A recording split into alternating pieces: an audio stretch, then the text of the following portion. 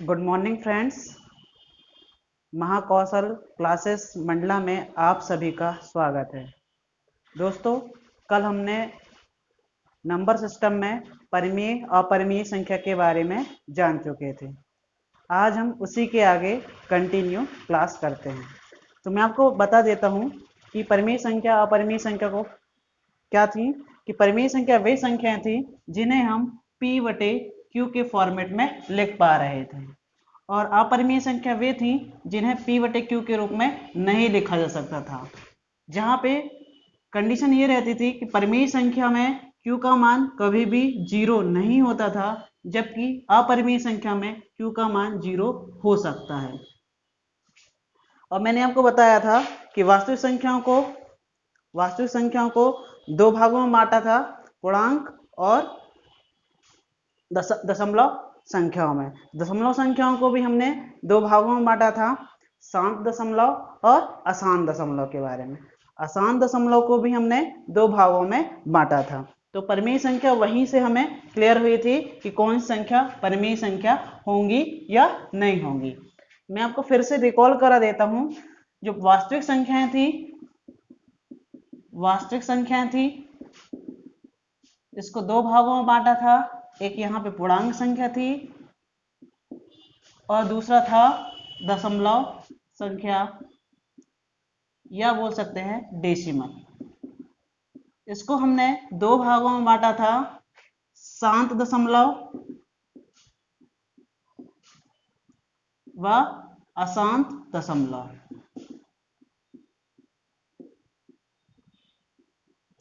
अशांत दशमलव को भी हमने दो भागों में बांटा था। एक था आवर्ती अशांत दशमलव और एक था अरावर्ती अशांत दशमलव। तो परिमेय संख्या वे थी जिसके क्राइटेरिया में शांत दशमलव और आवर्ती अशांत दशमलव की संख्याएं सम्मिलित थी। लेकिन अनावर्ती संख्याएं वो थी जिसका मान एक निश्चित क्रम से कंटिन्यू लगातार नहीं आता, वो अनिश्चित क्रम से बढ़ता ही जाता है। ये संख्या कभी भी शांत नहीं होती। तो ये संख्या क्या कहलाती थी? अनावर्ती संख्या कहलाती थी। और अनावर्ती संख्या से संबंधित जितनी भी संख्या होती हैं वो सभी संख्याएं अपरिमेय संख्या कहलाती थी। यहां तक मैंने आपको कल समझा दिया था। आज उसी के आगे हम आगे चलते हैं। तो आइए दोस्तों, आपको कोई प्रॉब्लम नहीं आई होगी वैसे, पर आगे चलते हैं, देखते हैं। अगर आपको कोई प्रकार की समस्या आती है तो आप इस वीडियो को पुनः देखने का प्रयास करेंगे। वास्तविक संख्याओं में हमने देखा था कि पूर्णांक संख्या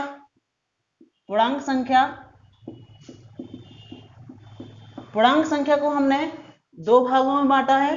ठीक है, पूर्णांक संख्या को दो भागों में बांट सकते हैं। एक है ऋणात्मक संख्याएं और दूसरा है धनात्मक संख्याएं। इसको हम इंग्लिश में इंटीजर बोलते हैं, इंटीजर नंबर। तो ऋणात्मक संख्याएं क्या होती हैं? आपने दंड आरेख के बारे में जाना होगा। एक दंड आरेख होता है जिसमें बीचों बीच में जीरो की वैल्यू मानी जाती है। जीरो से बाईं तरफ क्या माना जाता है? ऋणात्मक संख्या -1, -2, -3 डैश डैश डैश, ये -इन्फिनिटी तक आती हैं। जबकि दाईं ओर धनात्मक संख्या आती है 1, 2, 3 dash dash dash plus infinity तक संख्याएं आती हैं। तो अब आप देखेंगे इस दंड आरेख में जितनी भी संख्या दी हुई है सारी की सारी क्या है? इंटीजर है या पूर्णांक संख्या है। कोई भी संख्या ऋणात्मक हो, धनात्मक हो या शून्य हो, ये तीनों की तीनों संख्या क्या कहलाती है? पूर्णांक संख्या के अंतर्गत आती हैं। लेकिन यहाँ पे भी हम इसको दो भागों में बांट सकते हैं, एक ऋणात्मक और दूसरा धनात्मक। तो ऋणात्मक संख्या जीरो से पहले तक की जितनी भी संख्या हैं वो सभी क्या कहलाएंगी? ऋणात्मक संख्या कहलाएगी। और जीरो के बाद से जितनी भी संख्या हम देखेंगे ये सारी संख्या क्या कहलाएंगी? धनात्मक संख्या कहलाएंगी। जबकि जीरो ना तो धनात्मक है और ना ही ऋणात्मक है।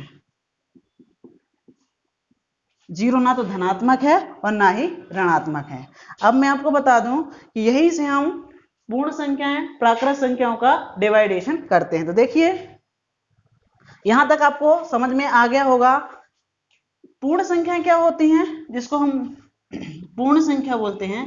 कि पूर्ण संख्या क्या होती है, देखिए पूर्ण संख्या में हम जीरो को शामिल करते हैं। जितनी भी संख्या होती है जीरो से लेके प्लस इन्फिनिटी तक, जितनी भी संख्या होती है 0 1 2 3 4 dash dash dash plus infinity, मतलब इन्फिनिटी तक जितनी भी संख्या आएंगी, जीरो से लेके अनंत तक जितनी भी संख्या आएंगी जिसमें जीरो भी सम्मिलित हो, वो सारी संख्या क्या कहलाती हैं, पूर्ण संख्या कहलाती हैं। जबकि प्राकृत संख्या की बात करें, प्राकृत संख्या जिसको हम इंग्लिश में नेचुरल नंबर बोलते हैं या हिंदी में हम प्राकृतिक संख्या भी बोल सकते हैं, इसमें जीरो को छोड़ दिया जाए, अगर जीरो को छोड़ दिया जाए तो बची जितनी भी संख्या होती हैं वो सारी संख्या क्या कहलाती हैं, प्राकृतिक संख्या कहलाती हैं। आपको याद रखने में थोड़ा सा प्रॉब्लम हो सकता है कि पूर्ण संख्या और प्राकृतिक संख्या क्या है, तो मैं आपको बहुत आसान भाषा में बता दूं कि प्राकृत संख्याएं ऐसी वो संख्या होती है जिसको हम दैनिक जीवन में कहीं ना कहीं किसी न किसी प्रकार से हम उसका यूज करते हैं। जैसे कि आपको एग्जाम्पल के लिए मैं कहूं कि मेरे हाथ में कितने पेन है, तो आप आसानी से कह सकते हैं कि एक पेन है। आया समझ में? और अगर आपको ये पेन मैं हटा दूं ऐसा, और अब मैं पूछूं कि मेरे हाथ में कितने पेन है, तो आप ये नहीं कह सकते कि इसमें 0 पेन है। क्यों?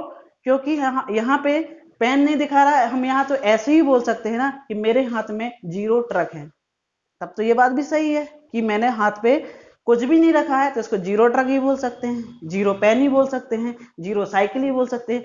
क्या आप मुझे बताएंगे, क्या ये पॉसिबल है कि मेरे हाथ में एक ट्रक हो सकता है? क्या नहीं हो सकता। इसलिए नेचुरल नंबर को हम किसी न किसी नंबर से डिनोट करने के लिए जिस भी संख्या का इस्तेमाल करते हैं वो सारी संख्या क्या कहलाती है, प्राकृतिक संख्या कहलाती है। इसलिए नेचर में हम पहली संख्या को क्या लेते हैं, 1 से मानते हैं। इसके बाद जितनी भी संख्या होंगी वो सारी सारी क्या कहलाएंगी, प्राकृतिक संख्या कहलाती है। तो बस आपको इतना ध्यान रखना है कि प्राकृतिक संख्या में 0 को शामिल नहीं किया जाता, जबकि पूर्ण संख्या में 0 से लेके इन्फिनिटी तक सारी संख्याएं होती हैं। आई होप आपको ये बातें समझ में आई होगी। चलिए आगे हम बढ़ते हैं। इस पूर्णांक संख्या को हम एक प्रकार से और डिवाइड कर सकते हैं। कैसे डिवाइड कर सकते हैं, चलिए देखिए। इसको हम एक प्रकार से और डिवाइड कर सकते हैं। देखिए, पूर्णांक संख्या को हम सम संख्या और विषम संख्या के रूप में विभाजित कर सकते हैं। कैसे? देखिए, पूर्णांक संख्या को हम सम संख्या और एक विषम संख्या में हम दो भागों में बांट सकते हैं। सम संख्याएं क्या होती हैं? ऐसी वे सभी संख्याएं जो 2 से पूरी तरह विभाजित हो जाती है, वे सभी संख्याएं क्या कहलाती हैं? सम संख्याएं कहलाती है। जैसे कि एग्जांपल के लिए मैंने ले लिया -4, -6, -8, 2, 4, ये सारी जितनी की जितनी संख्या है, सारी संख्या क्या है? 2 से पूरी तरह से विभाजित हो जाती है। इसलिए इन संख्या को हम क्या कहेंगे? सम संख्या कहेंगे। जबकि विषम संख्या ऐसी संख्या है जो क्या होती है? 2 से पूरी तरह से विभाजित नहीं हो सकती। जैसे 1 है, 3 है, -1 है, -5 है, -7 है, ये सारी संख्या क्या है? विषम संख्या है। क्या है? विषम संख्या। अब आपके मन में आ रहा होगा 0 क्या है, शून्य क्या है, सम है या विषम है? तो मैं आपको बता दूं 0 एक सम संख्या है। 0 एक सम संख्या है। इसके लिए आप ये भी क्लियर कर सकते हैं, जब आप दंड आरेख में देखते हैं तो 0 बीच में होता है, इसके आगे चलते हैं 1 2 3 4, यहां पे देखें -1 -2 -3 -4।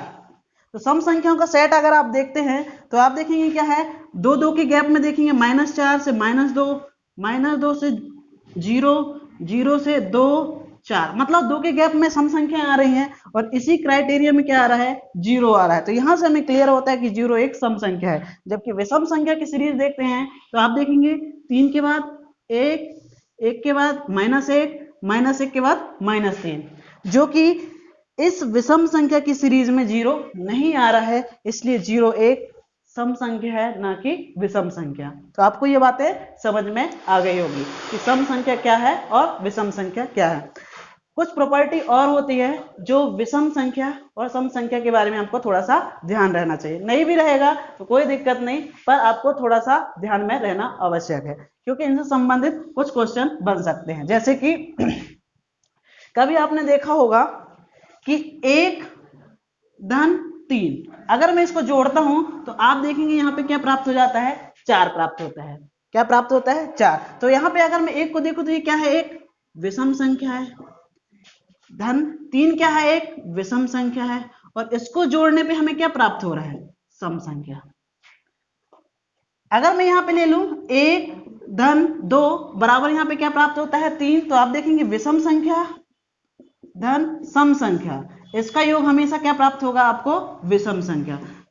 और एक चीज देख लीजिए, जैसे अगर मैं यहाँ ले लूं 2 धन 2 बराबर क्या प्राप्त हुआ, 4, तो आप देखेंगे यहाँ पे सम संख्या धन सम संख्या, अगर आप इसको जोड़ेंगे तो हमेशा आपको सम संख्या ही प्राप्त होगी। तो आपको आप बात समझ में आ गई होगी कि जब दो विषम संख्याओं को जोड़ते हैं तो हमेशा हमें सम संख्या प्राप्त होती है, जबकि एक विषम और एक सम संख्या को जोड़ेंगे तो हमेशा क्या प्राप्त होगी, विषम संख्या। ऐसे ही अगर देखें, जब भी दो सम संख्याओं को जोड़ेंगे तो हमेशा हमें एक सम संख्या प्राप्त होगी। इसी प्रकार से हम गुणन के लिए भी देख सकते हैं कि जब दो विषम संख्या ले लें, एक विषम संख्या ये है गुणित ये विषम संख्या, तो आप देखेंगे यहाँ पे मैं 1 ले लेता हूं और यहाँ पे 3, इसका गुणा करेंगे तो आपको क्या प्राप्त हुआ, 3। तो इसका मतलब ये है कि दो विषम संख्याओं का गुणनफल हमेशा क्या प्राप्त होता है, विषम प्राप्त होता है। यहाँ पे कोई और संख्या भी ले सकते हैं आप, यहाँ पे 3 की जगह यहाँ पे यहाँ पे 1 की जगह आप क्या ले लीजिए, 7 ले लीजिए, तो 7 से कितना होता है, 21, ये भी क्या है, विषम संख्या है। ऐसे ही अगर देखें एक विषम संख्या गुणित सम संख्या, जब भी हम विषम संख्या और एक सम संख्या गुणा करेंगे तो आप देखेंगे 3 गुणित 2 क्या प्राप्त होगा आपको, 6। मतलब जब भी एक विषम और एक सम संख्या गुणा करेंगे तो हमेशा हमें क्या प्राप्त होगा, सम संख्या। जबकि दो सम संख्याओं को गुणा करें, सम संख्या गुणित सम संख्या बराबर हमेशा क्या प्राप्त होगा आपको, सम संख्या। जैसे कि 2 गुणित 2 बराबर क्या होगा, 4। इस तरीके से आपको ये प्रॉपर्टी थोड़ा सा दिमाग में रखना होगा। तो आपको ये बातें समझ में आ गई होगी। चलिए आगे हम बढ़ते हैं। प्राकृत संख्या को हम कुछ और भागों में बांट सकते हैं। प्राकृत संख्या क्या होती हैं, जो 1 से लेके अनंत तक क्या होती हैं, वो जितनी भी संख्या आती है वो सारी संख्या क्या कहलाती हैं, प्राकृतिक संख्या कहलाती है। तो हम प्राकृतिक संख्या को थोड़ा सा और डिवाइड करके देखते हैं, ये प्राकृत संख्या को हम किस प्रकार से और विभाजित कर सकते हैं। तो देखिए प्राकृत संख्या क्या है, प्राकृत संख्या में आपकी संख्या आती है 1 2 3 डैश डैश डैश इन्फिनिटी तक, अनंत तक। तो अब इसको हम दो भागों में इस तरीके से बांट सकते हैं, एक बोल सकते हैं अभाज्य संख्या और दूसरा आप इसको बोल सकते हैं भाज्य संख्या। अब अभाज्य संख्या और भाज्य संख्या आपको समझ में आ गया होगा, वैसे आपको पता होगा, फिर भी मैं अपने तरीके से समझाने की कोशिश करता हूं। अभाज्य संख्या वे संख्या होती हैं, अभाज्य संख्या वे संख्या होती हैं जिनके केवल दो गुणनखंड होते हैं, केवल और केवल दो गुणनखंड होते हैं, ना कि 2 से कम होते हैं और ना ही 2 से ज्यादा होते हैं। जैसे कि अगर हमने ले लिया, आप देखेंगे 2 3 5 7 11 13 17, ये संख्या ऐसी हैं जिनके केवल और केवल कितने गुणनखंड हैं, 2 गुणनखंड है। देखिए कैसे, 2 का भाग 1 से चला जाता है और खुद 2 से जाता है। 3 में देखिए 1 से जाता है और खुद 3 से जाता है। 5 में देखिए 1 से जाता है और खुद 5 से जाता है। इनके अलावा इनमें कोई और संख्या का भाग नहीं जाता। तो ये संख्या क्या कहलाती हैं, अभाज्य संख्या कहलाती हैं। अभाज्य संख्याएं, अगर आपसे पूछ लिया जाए कि सबसे छोटी अभाज्य संख्या क्या है, तो आप कहेंगे सबसे छोटी अभाज्य संख्या क्या है, 2 है। और एक बात और पता होनी चाहिए कि ये 2 एकमात्र ऐसी अभाज्य संख्या है जो केवल क्या है, सम है। मतलब 2 ही एक ऐसी सबसे छोटी सम अभाज्य संख्या है, इसके अलावा और कोई संख्या है जो अभाज्य हो, सम नहीं होंगी। दूसरी चीज आगे देखते हैं,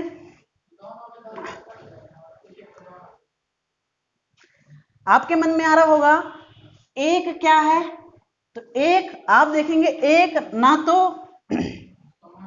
एक की केवल एक ही गुणनखंड है, एक का केवल क्या है, एक ही गुणनखंड है। जबकि हमने अभाज्य संख्या की परिभाषा में पढ़ा है जिसके केवल और केवल कितने गुणनखंड होने चाहिए, 2 गुणनखंड होने चाहिए, ना ही एक से कम होना चाहिए और ना ही एक से ज्यादा होने चाहिए। तो एक के केवल एक ही गुणनखंड है, इसका मतलब ये है कि एक अभाज्य संख्या नहीं है। जबकि अगर मैं बात करूं भाज्य संख्या की, तो भाज्य संख्या की परिभाषा ये कहती है वह संख्याएं जिसके 2 से अधिक गुणनखंड हो, 2 से अधिक, 2 के बराबर भी नहीं होना चाहिए, वे संख्याएं जिसके 2 से अधिक गुणनखंड हो, 2 से अधिक गुणनखंड, वे सभी संख्या क्या कहलाएंगी, भाज्य संख्या कहलाएंगी। जैसे कि देख लीजिए, आप देखेंगे 4, 6, 8, 9, आगे जाएंगे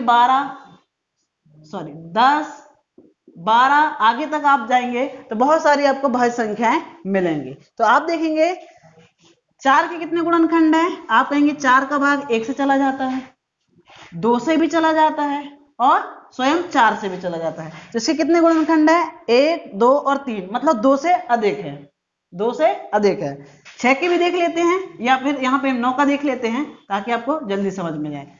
9 का देखिए, 9 का एक से ही भाग जाता है, 3 से ही भाग जाता है और स्वयं 9 से जाता है। इसके भी कितने गुणनखंड हैं, कितने गुणनखंड हैं, 2 से अधिक है। मतलब वे सभी संख्याएं जिसमें 2 से अधिक गुणनखंडों, वो सभी संख्याएं कितनी क्या कहलाती हैं, भाज्य संख्याएं कहलाती हैं। अब आपसे ये पूछ लिया जाए कि सबसे छोटी भाज्य संख्या क्या है, तो आपको दिखाई दे रहा है कि सबसे छोटी भाज्य संख्या क्या है, 4 है। और ये क्या है, एक सम संख्या है। सबसे छोटी समभाज्य संख्या क्या है, 4। लेकिन अगर आपसे पूछ लिया जाए कि सबसे छोटी विषम भाज्य संख्या कौन सी है, तो आप देखेंगे इसके बाद 6 है, 6 एक सम है, 8 भी क्या है, सम है, जबकि 9 क्या है, एक विषम संख्या है, 9 एक क्या है, विषम संख्या। तो आप इसके बाद ये कह सकते हैं कि सबसे छोटी विषम भाज्य संख्या क्या है, आपका 9 होगा। ये आपको पता होना चाहिए। तो आई होप आपको ये बातें समझ में आई होगी। आगे मैं आपको कुछ बातें और बता दूं अभाज्य संख्या और भाज्य संख्या से संबंधित।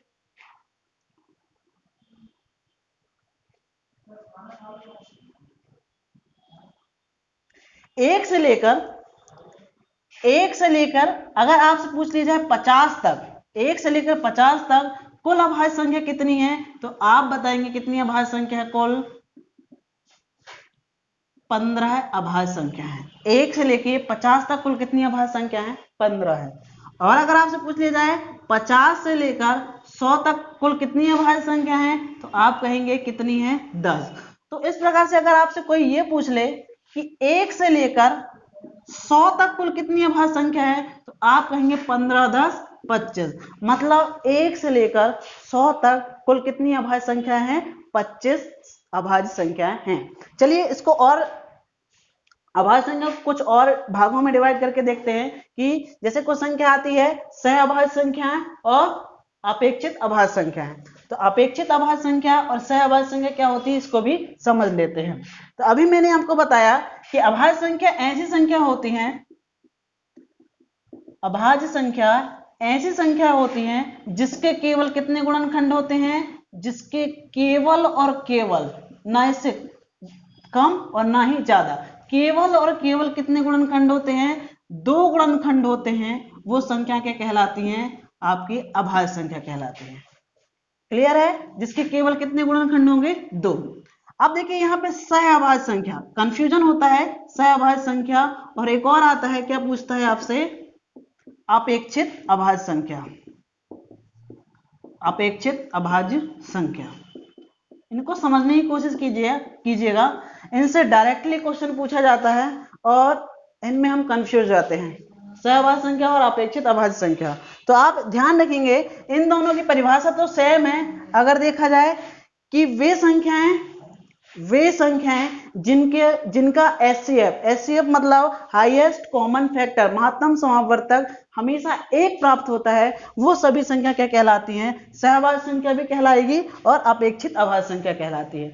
कोई भी संख्या ले लूं, जैसे मैंने ले लिया 3 और 7। अब इन दोनों संख्याओं का अगर मैं एचसीएफ हाईएस्ट कॉमन फैक्टर या महत्तम समावर्तक निकालता हूं तो हमेशा हमें क्या प्राप्त होगा, 1 प्राप्त होगा। तो फिर आपके मन में बात आ रही होगी कि सह अभाज्य संख्या और अपेक्षित अभाज्य संख्या में क्या अंतर है। तो चलिए मैं आपको समझाने की कोशिश करता हूं।